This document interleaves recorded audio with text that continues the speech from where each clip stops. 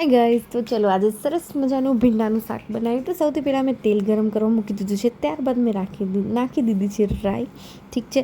અને તેલ એકદમ ગરમ થાય ત્યારબાદ નાખવાનું. ત્યારબાદ મેં જીરું નાખી દીધું છે, હિંગ નાખી દીધી છે અને ડુંગળી નાખી છે. અને ડુંગળીને મેં લાંબી લાંબી સુધારી છે. ત્યારબાદ અદરક અને લસણની પેસ્ટ નાખી છે. તમે કૂટીને બી નાખી શકો છો અને સાથે લીલા મરચાં બી નાખી શકો છો. ત્યારબાદ એને ધીમી આંચ ઉપર 2 મિનિટ પકાવશું.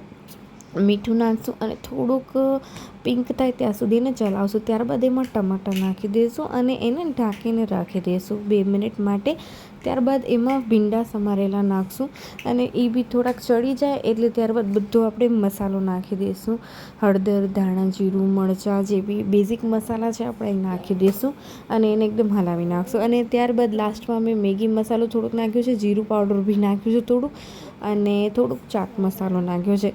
તો અને ગાઈસ એકદમ સરસ મજાનું શાક બને છે, એકદમ ટેસ્ટી છે. અને લાસ્ટમાં મેં લીંબુ નીચોડ્યું છે, એકદમ સરસ લાગે છે.